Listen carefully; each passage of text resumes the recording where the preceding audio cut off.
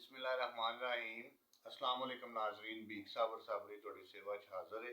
एक नवी गज़ल लैके पेश कर रहे हैं कि साईं पिटियां मजबूरियां मैनू खा गईयां।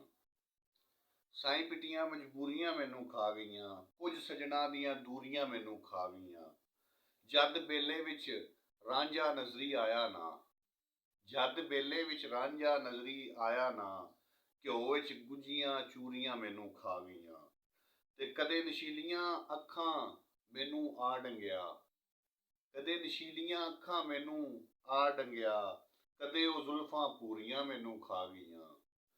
ते मेरी चुप दियां चीकां सुन के आ गया है, मेरी चुप दियां चीकां सुन के आ गया है, तेरियां ए मगरूरियां मैनू खा गईयां। मेरी चुप दियां चीकां सुन के आ गया है, तेरियां ए मगरूरियां मैनू खा गईयां।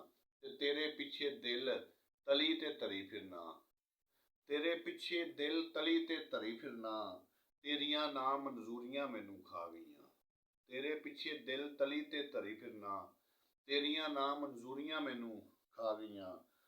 पहलां ओदे भोल पुणे ते मोया मैं, पहलां ओदे भोल पुणे ते मोया मैं, मुड़ के ओदियां घूरियां मैनू खा गईयां। ते लैंदा कम टकावां दिहाड़ी देंदा नहीं, लैंदा कम टकावां दिहाड़ी देंदा नहीं, इश्क दियां मजदूरियां मैनू खा गईयां। ते जेड़ियां यार गदा दुआवां मंगियां सन, जेड़ियां यार गदा दुआवां मंगियां सन, जादो होइयां पूरियां मैनू खा गईयां।